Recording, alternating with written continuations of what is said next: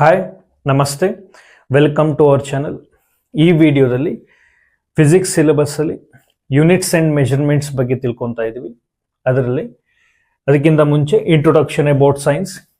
The word science is derived from the Latin word scire, which means to know. Science attempts to understand the unknown and great discoveries are made in the process. Science attempts to find the cause of an event. ನಾವು ಪ್ರತಿನಿತ್ಯ ನಮ್ಮ ಸುತ್ತಮುತ್ತ ತುಂಬಾನೇ process ಮೆಕ್ಯಾನಿಸಮ್ಸ್ನ ನೋಡ್ತಾ ಇದ್ದೀವಿ. ಅಂದರೆ ನಾವು ಪ್ರತಿ ಕ್ಷಣ ತುಂಬಾನೇ ಪ್ರಕ್ರಿಯೆಗಳನ್ನು, ಘಟನೆಗಳನ್ನು ನಮ್ಮ ಸುತ್ತಮುತ್ತ ನಾವು ಅಬ್ಸರ್ವ್ ಮಾಡ್ತಾ ಇದ್ದೀವಿ, ನೋಡ್ತಾ ಇದ್ದೀವಿ. ಆಯಿತಾ? ಇದರಲ್ಲಿ ಒಂದು ಕ್ವಶನ್ ಕೇಳೋದಾದರೆ, ಏನಕ್ಕೆ ನಾವು ಹಗಲು ಮತ್ತು ರಾತ್ರಿನ ನೋಡ್ತಾ ಇದ್ದೀವಿ? For every 24 hours why there is day and night ಅಂತ ಒಂದು ಕ್ವಶನ್ ಕೇಳೋದಾದರೆ, ನಮಗೆ ಒಂದು ಬೇಸಿಕ್ ಸೈನ್ಸ್ ನಾಲೆಡ್ಜ್ ಇರೋದ್ರಿಂದ we say due to the planetary motion or due to the rotation of earth around the sun we are seeing day and night. ಆದರೆ ಇದೇ question 400 years back this is unknown, this thing is unknown. Scientist like Copernicus, Newton, Galileo, ಈ scientist ಇದ್ರ ಬಗ್ಗೆ ತಿಳ್ಕೊಳಕ್ಕೆ ಹೋದಾಗ ಏನು discover ಮಾಡಿದ್ರು? They discovered this rotation of the earth around the sun. ಅದೇ ರೀತಿ ಅರ್ತ್ ಥರನೇ ಬೇರೆ ಪ್ಲಾನೆಟ್ಸ್ ಕೂಡ ಡಿಸ್ಕವರ್ ಮಾಡಿದ್ರು. ಆಮೇಲೆ ಸೋಲಾರ್ ಸಿಸ್ಟಮ್ಮು, ಈ ರೀತಿ ಒಂದು ಆಸ್ಟ್ರೋನಮಿ ಬಗ್ಗೆ ಒಂದು ಬೇಸಿಕ್ ಡಿಸ್ಕವರೀಸ್ ಆ್ಯಂಡ್ ಇನ್ವೆನ್ಷನ್ ಸಿಕ್ತು. ಅದೇ ರೀತಿ ಈಗ if you take why the tides are forming in the ocean, ಅಂದರೆ ಸಮುದ್ರದಲ್ಲಿ ಅಲೆಗಳೇನಕ್ಕೆ ಫಾರ್ಮ್ ಆಗುತ್ತೆ, ಬರುತ್ತೆ ಅಂತ ನಾವು ಒಂದು ಕ್ವಶನ್ ಹಾಕಿದಾಗ, this is also unknown. Before some years this is also unknown.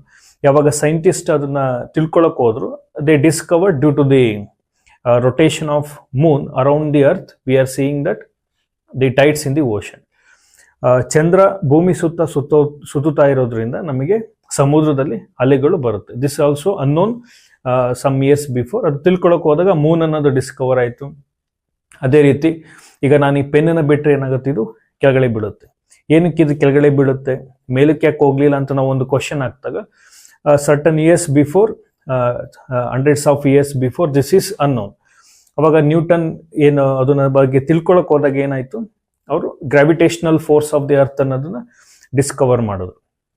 ಹಾಗಾಗಿ ನಾವು ತುಂಬ ಇವೆಂಟ್ಸ್ ಮತ್ತು ಪ್ರಕ್ರಿಯೆಗಳನ್ನು ಅದ್ರ ಬಗ್ಗೆ ತಿಳ್ಕೊಳಕ್ಕೆ ಹೋದಾಗ ಡಿಸ್ಕವರೀಸ್ ಮತ್ತು ಇನ್ವೆನ್ಷನ್ಸ್ ಆಗುತ್ತೆ. ನಾವು ಏನಕ್ಕೆ ತಿಳ್ಕೊಬೇಕು ಅಂತಂದರೆ, why we have to know, ನಾವು ಏನಕ್ಕೆ ತಿಳ್ಕೊಬೇಕು ಅಂತ ನಮಗೆ ಇನ್ವೆನ್ಷನ್ಸ್ ಮತ್ತು ಡಿಸ್ಕವರೀಸ್ ಆಗುತ್ತೆ. ಏನಕ್ಕೆ ಇನ್ವೆನ್ಷನ್ಸ್ ಮತ್ತು ಡಿಸ್ಕವರೀಸ್ ಬೇಕು ಅಂತಂದರೆ, ಒಂದು ಹ್ಯೂಮನ್ ಕೈಂಡ್, ಒಂದು ಹ್ಯೂಮನ್ ಲೈಫ್ನ ಈಸಿಯಾಗಿ ಲೀಡ್ ಮಾಡೋಕ್ಕೆ ಅದು ಡಿಸ್ಕವರೀಸ್ ಆ್ಯಂಡ್ ಇನ್ವೆನ್ಷನ್ಸು ತುಂಬಾ ಹೆಲ್ಪ್ ಆಗ್ತಾ ಇದೆ. ನಾವು ಮೊಬೈಲ್ ಫೋನ್ ಯೂಸ್ ಮಾಡ್ತಾ ಇದ್ವಿ ಡ್ಯೂ ಟು ಟೆಕ್ನಾಲಜಿ ಫೀಲ್ಡಲ್ಲಿ ಏನೇನು ಡಿಸ್ಕವರ್ ಇನ್ವೆನ್ಷನ್ಸ್ ಆಯಿತು. ಅದೇ ರೀತಿ ಮೆಡಿಕಲ್ ಫೀಲ್ಡಲ್ಲಿ ಏನೇನು ಇನ್ವೆನ್ಷನ್ಸ್ ಡಿಸ್ಕವರೀಸ್ ಆಯಿತು, ಅದರಿಂದ ನಮಗೆ ಕೆಲವು ಕಾಯಿಲೆಗಳನ್ನು, ಡಿಸೀಸ್ನ ಕ್ಯೂರ್ ಮಾಡೋಕ್ಕೆ ಹೆಲ್ಪ್ ಆಗುತ್ತೆ. ನಾವು ಸೈನ್ಸಲ್ಲಿ ವಿಲ್ ಬಿ ಏನೇ ನಾವು ಡಿಸ್ಕವರ್ ಅಥವಾ ಇನ್ವೆಂಟ್ ಮಾಡಿದ್ರು ಅದು ನಮ್ಮ ಒಂದು ಮಾನವ ಜಾತಿಗೆ ತುಂಬಾ ಹೆಲ್ಪ್ಫುಲ್ ಆಗುತ್ತೆ. ಹಾಗಾಗಿ science, we need science for the welfare of humankind. ಹಾಗಾಗಿ science attempts to find the cause of an event. Okay, ಈಗ ನಾವು science is applied through the following steps. ನಾವು ಯಾವುದೇ ಒಂದು ಸೈಂಟಿಫಿಕ್ ಆಗಿ ಸ್ಟಡಿ ಮಾಡಬೇಕು ಅಂತ ಈ ಸ್ಟೆಪ್ಸ್ ನಾವು ಫಾಲೋ ಮಾಡ್ತೀವಿ. First aim. ಈಗ ಯಾವುದೇ ಒಂದು ಅನ್ನೋನ್ನ ನಾವು ತಿಳ್ಕೊಳಕ್ಕೆ ಹೋದಾಗ ಅದರಲ್ಲಿ ಏನನ್ನ ತಿಳ್ಕೊತಾ ಇದ್ದೀವಿ ಅನ್ನೋದನ್ನು ಏಮ್ ಆಗುತ್ತೆ. ನೆಕ್ಸ್ಟ್ ಅಬ್ಸರ್ವೇಷನ್ಸ್, ಯಾವುದ್ರ ಬಗ್ಗೆ ತಿಳ್ಕೊತಾ ಇದೀವಿ ಅದ್ರ ಬಗ್ಗೆ ಕೆಲವು ಅಬ್ಸರ್ವೇಷನ್ಸ್ ಮಾಡಬೇಕಾಗುತ್ತೆ. ನೆಕ್ಸ್ಟ್ ಮೆಜರ್ಮೆಂಟ್ಸ್, ನಮಗೆ ಗೊತ್ತಿರೋಂಥ ಸ್ಟ್ಯಾಂಡರ್ಡ್ ಕ್ವಾಂಟಿಟಿ, ಫಿಸಿಕಲ್ ಕ್ವಾಂಟಿಟೀಸ್ನ ಯೂಸ್ ಮಾಡಿಕೊಂಡು ನಾವು ರಿಮೈನಿಂಗ್ ಗೊತ್ತಿಲ್ಲದಿರೋ ಫಿಸಿಕಲ್ ಕ್ವಾಂಟಿಟೀಸ್ನ ಮೆಷರ್ ಮಾಡಬೇಕು ಅಂತಂದರೆ, ತಿಳ್ಕೊಬೇಕು ಅಂದರೆ ಮೆಷರ್ಮೆಂಟ್ಸ್ನ ಮಾಡಬೇಕು. ನೆಕ್ಸ್ಟ್ ಸಿಸ್ಟಮ್ಯಾಟೈಸೇಷನ್, ಅಂದರೆ ಯಾವುದೇ ಒಂದು ನಾವು ಅಬ್ಸರ್ವೇಷನ್ ಮಾಡಿದ್ರೆ ಒಂದು ಮ್ಯಾಥಮೆಟಿಕಲ್ ಈಕ್ವೇಷನಲ್ಲಿ, ಮ್ಯಾಥಮೆಟಿಕಲ್ ಫಾರ್ಮ್ನಲ್ಲಿ ಎಕ್ಸ್ಪ್ರೆಸ್ ಮಾಡಬೇಕು. ಒಂದು ಸಿಸ್ಟಮ್ಯಾಟಿಕ್ ಆಗಿ ಅದನ್ನು otherwise we have to give an expressions. Next interference, ನಾವು ಇದಿಷ್ಟು ಅಬ್ಸರ್ವೇಷನ್ಸ್ ಇಂದ ನಮಗೆ ಫೈನಲ್ ಕನ್ಕ್ಲೂಷನ್ ಏನು ಬಂತು, ರಿಸಲ್ಟ್ ಏನು ಸಿಕ್ತು, that is interference. Therefore, these are all the steps involved while we are studying something scientifically. Okay. Measurements and units. Why we need measurements? ಈಗ for example if you take one object, okay, ಈ object ಡೆನ್ಸಿಟಿನ find out ಮಾಡಬೇಕಾಗಿರುತ್ತೆ. The aim is to find the density of this object. ಇದು aim. This is unknown. Density is unknown. ಡೆನ್ಸಿಟಿನ ನಾವು find out ಮಾಡಬೇಕಾದ್ರೆ, ಈ ಡೆನ್ಸಿಟಿನ find out ಮಾಡಬೇಕು ಅಂದ್ರೆ ಏನು ಮಾಡಬೇಕು? ಫಸ್ಟ್ ಬೇಸಿಕ್ ಪ್ಯಾರಾಮೀಟರ್ಸ್ನ ನಾವು ಮೆಷರ್ ಮಾಡ್ತೀವಿ. ಅಂದರೆ ಇದ್ರ ಲೆಂತ್ನ ಮೆಷರ್ ಮಾಡ್ತೀವಿ ಮತ್ತು ರೇಡಿಯಸ್ನ ಮೆಷರ್ ಮಾಡ್ತೀವಿ. ಈ ಬೇಸಿಕ್ ಪ್ಯಾರಾಮೀಟರ್ಸ್ನ ಮೆಷರ್ ಮಾಡಿದ್ರೆ ಮಾತ್ರ ನಿಮಗೆ ಡೆನ್ಸಿಟಿ ಅನ್ನೋದು ಸಿಗುತ್ತೆ. ಹಾಗಾಗಿ ಯಾವುದೇ ಒಂದು ಅನ್ನೋನ್ ಥಿಂಗ್ನ ತಿಳ್ಕೋಬೇಕು ಅಂತಂದರೆ we have to do the measurements, because in scientific way of studying there is measurement. Physics deals with the properties of matter. Physics, like other branch of science, requires experiment studies which involves measurements. Measurement is the process of comparison of the given physical quantity with the known standard quantity. ನಮಗೆ ಯಾವುದೆಲ್ಲ physical quantity ಗೊತ್ತು ಅದನ್ನ use ಮಾಡಿಕೊಂಡು ನಾವು ಗೊತ್ತಿಲ್ಲದಿರೋ physical quantity ಬಗ್ಗೆ ತಿಳ್ಕೊಂತೀವಿ. ಈಗ physical quantities, the quantities which can be measured, ಅಂದರೆ expressed in numbers, physically are called physical quantity. Okay, example length, mass, time, volume, area. ಯಾವುದೆಲ್ಲ ಕ್ವಾಂಟಿಟೀಸ್ ನಾವು ಮೆಷರ್ ಮಾಡ್ಬೋದು, ಮೆಷರ್ ಮಾಡಿ ನ್ಯೂಮರಿಕಲ್ ವ್ಯಾಲ್ಯೂನಲ್ಲಿ ಇಡ್ಬೋದು, those are all physical quantities. For example, there is a man. This man, if you see the expression of this man, is happy. Can we measure is happiness? ಅವನು ಎಷ್ಟು happy ಆಗಿದೆ ಅನ್ನೋದು ನಾವು ನಂಬರಲ್ಲಿ ಹೇಳೋಕ್ಕಾಗುತ್ತಾ, ಅದು measure ಮಾಡೋಕ್ಕಾಗುತ್ತಾ ಅಂದರೆ ಇಲ್ಲ. ಹಾಗಾಗಿ ಹ್ಯಾಪಿನೆಸ್ ಅಥವಾ ಹ್ಯಾಪಿನ ನಾವು ಮೆಷರ್ ಮಾಡೋಕ್ಕಾಗಲ್ಲ. Therefore happiness is not, or happy is not a physical quantity. ಅದೇ ರೀತಿ if is sad, can we measure ಈ ಸ್ಯಾಡ್ನೆಸ್? ಅದು ಕೂಡ ಫಿಸಿಕಲ್ ಕ್ವಾಂಟಿಟಿ ಆಗಲ್ಲ. ಹಾಗಾಗಿ ಯಾವುದೇದೆಲ್ಲ ನಾವು ಮೆಷರ್ ಮಾಡೋಕ್ಕಾಗಲ್ಲ, those are all not the physical quantities. ಯಾವುದೆಲ್ಲ ನಾವು ಮೆಷರ್ ಮಾಡ್ಬೋದು, those are all the physical quantities. ಈಗ types of physical quantities: fundamental and derived physical quantity. Quantities which do not depend on other physical quantity, they are completely independent. ಅಂದರೆ ಯಾವುದೆಲ್ಲ quantities ಬೇರೆ physical quantity ಮೇಲೆ depend ಇರಲ್ಲ, those are all fundamental. Derived physical quantity depend on other physical quantity. ಅಂದರೆ like area, ನಮಗೆ ಏರಿಯಾನ find out ಮಾಡಬೇಕು ಅಂದರೆ ಏನು ಬೇಕಾಗುತ್ತೆ? ನಮಗೆ ಲೆಂತ್ ಬೇಕಾಗುತ್ತೆ. ಸ್ಪೀಡ್ನ ನಾವು ಮೆಷರ್ ಮಾಡಬೇಕು ಅಂತಂದರೆ ಲೆಂತು ಬೇಕು, ಟೈಮು ಬೇಕು. ಹಾಗಾಗಿ ಇದೆಲ್ಲ physical quantities. These physical quantities depend on these physical quantity, therefore ಅದೆಲ್ಲ ಏನು derived physical quantities. Next, units is measured for making comparisons in measurements. ಈಗ for example will take one object. ಈ ಆಬ್ಜೆಕ್ಟ್ದು ಲೆಂತ್ನ ನಾನು ಮೆಷರ್ ಮಾಡ್ತೀನಿ by using some measuring instrument like scale, tape ಏನೋ use ಮಾಡಿಕೊಂಡು ನಾನು ಲೆಂತ್ನ ಮೆಷರ್ ಮಾಡ್ತೀನಿ. ಅದು ಲೆಂತ್ ಎಷ್ಟು ತೋರಿಸುತ್ತೆ ಅಂತಂದರೆ ಅಸ್ಯೂಮ್ ಮಾಡ್ಕೊಳ್ಳಿ ದಟ್ ಈಸ್ 5 ಮೀಟರ್ ಅಂತ ತೋರಿಸುತ್ತೆ.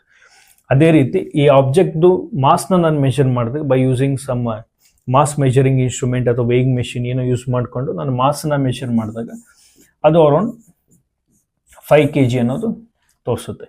ಫಸ್ಟ್ ಲೆಂತ್ ಎಷ್ಟು ವ್ಯಾಲ್ಯೂ ತೋರಿಸ್ತಿದೆ? ಮ್ಯಾಗ್ನಿಟ್ಯೂಡು 5, ಮಾಸ್ ಕೂಡ 5. ಓಕೆ, ಈಗ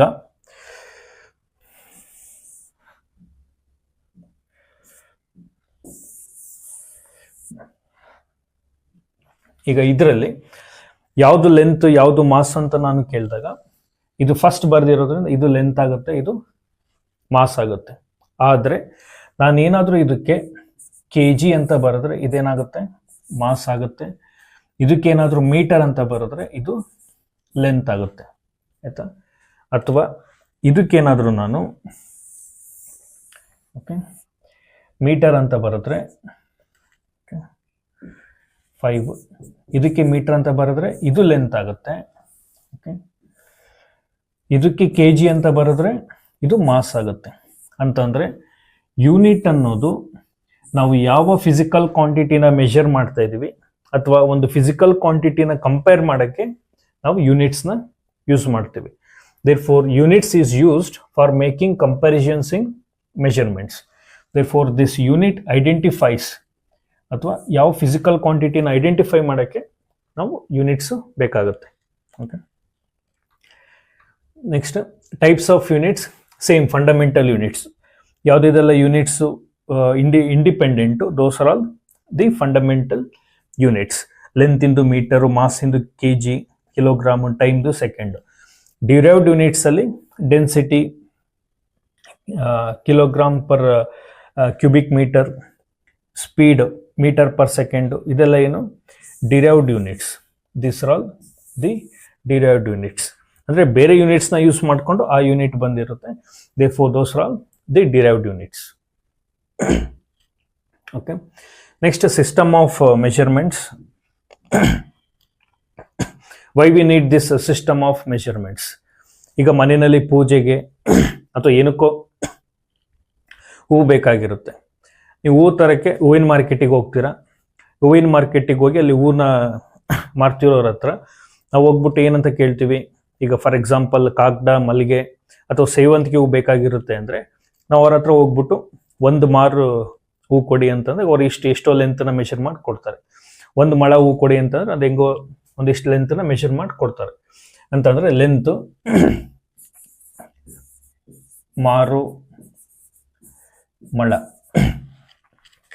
ಇದೆಲ್ಲ ಏನು ರೆಪ್ರೆಸೆಂಟ್ ಮಾಡುತ್ತೆ? Units for length. Okay, length. ಅದೇ ರೀತಿ ಈಗ ಸ್ವಲ್ಪ ಓಲ್ಡನ್ ಡೇಸ್ನಲ್ಲಿ ಈಗ ರೈಸ್ ಆಗಿರ್ಬೋದು, ಅಕ್ಕಿ, ರಾಗಿ, ಇದನ್ನೆಲ್ಲ ಯಾವ ರೀತಿ ಅವರು ಮೆಷರ್ ಮಾಡ್ತಿದ್ರು ಕ್ವಾಂಟಿಟಿನ ಅಂತಂದರೆ, ಒಂದು ಬೌಲ್ ಬರುತ್ತೆ. ಆ ಬೌಲ್ ಸ್ವಲ್ಪ ಹಿಂಗೆ ಉದ್ದಕ್ಕಿರುತ್ತೆ. ಆ ಬೌಲ್ ಅದಷ್ಟು ಕ್ವಾಂಟಿಟಿನ ಒಂದು ಸೇರು ಅಂತ ಕರಿತಿದ್ರು. ಸೇರು, ಪಾವು, ಈ ರೀತಿ ಈ ಥರ ಯೂನಿಟ್ಸ್ನ ಯೂಸ್ ಮಾಡ್ತಿದ್ರು ಅವರು. ಸೇರು, ಪಾವು, ಇದೆಲ್ಲ ಏನು ಹೇಳುತ್ತೆ? ಮಾಸ್ ಅಂದರೆ ಕ್ವಾಂಟಿಟಿ, ಮಾಸ್ನ ರೆಪ್ರೆಸೆಂಟ್ ಮಾಡ್ತಿತ್ತು. ಅದೇನೇ ನೀವು ಈಗ ಬೇರೆ ಕಡೆ ಹೋಗಿ ಅಥವಾ ಬೇರೆ ಕಂಟ್ರೀಸಿಗೆ ಹೋಗ್ಬಿಟ್ಟು ನಿಮಗೆ ಸಟ್ಟನ್ ಒಂದು ಮಾರಷ್ಟು ಒಂದು ಪೈಪ್ ಬೇಕಾಗಿರುತ್ತೆ ಅಂದ್ಕೊಳ್ಳಿ. ನೀವು ಅದು ಶಾಪ್ಗೆ ಹೋದಾಗ ನನಗೆ ಒಂದು ಮಾರಷ್ಟು ಪೈಪ್ ಕೊಡಿ ಅಂತಂದ್ರೆ ಅವ್ರು ಕೊಡ್ತಾರ? ಅವ್ರಿಗೆ ಗೊತ್ತಾಗುತ್ತಾ ಮಾರು ಅಂತಂದರೆ? ಗೊತ್ತಾಗಲ್ಲ ಅದು. ಅದೇ ರೀತಿ ನೀವು ಒಂದು ಸೇರಷ್ಟು ನನಗೆ ಅಕ್ಕಿ ಕೊಡಿ ಅಥವಾ ರಾಗಿ ಕೊಡಿ ಅಂತಂದರೆ ಗೊತ್ತಾಗುತ್ತಾ? ಬೇರೆ ಕಂಟ್ರೀಸಲ್ಲಿ ಗೊತ್ತಾಗಲ್ಲ. ಹಾಗಾಗಿ ನಾವು ಜನರಲೈಸ್ ಮಾಡಬೇಕು. ಅಂದರೆ science is universal subject, it is valid throughout the universe. ಅದೆಲ್ಲ ಕಡೆ ಸೇಮ್ ಇರಬೇಕು. ಹಾಗಾಗಿ ಏನು ಮಾಡ್ತೀವಿ? ಸಿಸ್ಟಮ್ ಆಫ್ ಯೂನಿಟ್ಸಲ್ಲಿ ಒಂದು ಜನರಲೈಸ್ಡ್ ಯೂನಿಟ್ಸ್ನ ಕೊಡ್ತೀವಿ. ಫಿಸಿಕಲ್ ಕ್ವಾಂಟಿಟಿಗೆ ಲೆಂತಿಗೆ ಏನಂತ ಕೊಡ್ತೀವಿ? ಯೂನಿಟು, ಮೀಟರು, ಮಾಸಿಗೆ kg, MK ಸಿಸ್ಟಮ್ ಆಫ್ ಯೂನಿಟಲ್ಲಿ. ಅದೇ ನೀವೀಗ ಬೇರೆ ಕಂಟ್ರೀಸಲ್ಲಿ ಹೋಗ್ಬಿಟ್ಟು ನನಗೆ 1 ಮೀಟರ್ ಅಷ್ಟು ಲೆಂತ್ ಆಫ್ ಸಮ್ ಆಬ್ಜೆಕ್ಟ್ ಕೊಡಿ ಅಂತಂದರೆ 1 ಮೀಟರ್ ಅಂತಂದ್ರೆ ಎಷ್ಟು ಲೆಂತ್ ಅಂತ ಗೊತ್ತಾಗುತ್ತೆ ಅವ್ರಿಗೆ ನಿಮಗೆ 1 ಮೀಟರ್ ಅಷ್ಟು ಲೆಂತ್ ಇರೋಷ್ಟು ಆಬ್ಜೆಕ್ಟ್ ಕೊಡ್ತಾರೆ. ಅದೇ ರೀತಿ ಇಲ್ಲೂ ಕೂಡ 1 ಮೀಟರ್ ಅಂತಂದರೆ ಇಷ್ಟು ಲೆಂತ್ ಇರೋ ಆಬ್ಜೆಕ್ಟ್ ಅಂತ ಗೊತ್ತಾಗುತ್ತೆ. ಅಂದರೆ ಎಲ್ಲ ಕಡೆ that system of measurements are same units. ಹಾಗಾಗಿ we need this system of measurements to identify or to generalise the physical quantities with their SI unit everywhere.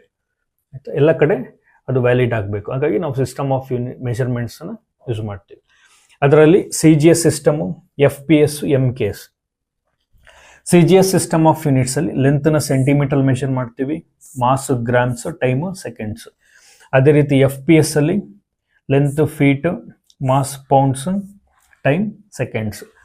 MKS ಅಲ್ಲಿ mass length metres, mass kilogram, time ಸೆಕೆಂಡ್ಸಲ್ಲಿ measure ಮಾಡ್ತೀವಿ. ಹಾಗಾಗಿ ಎಲ್ಲ ಕಡೆ ಸೈನ್ಸಲ್ಲಿ ನೀವು physical ಕ್ವಾಂಟಿಟೀಸ್ಗೆ ಯೂನಿಟ್ಸ್ನ ನಾವು ಈ ಸಿಸ್ಟಮ್ ಆಫ್ ಮೆಷರ್ಮೆಂಟ್ಸ್ನ ಫಾಲೋ ಮಾಡಬೇಕು.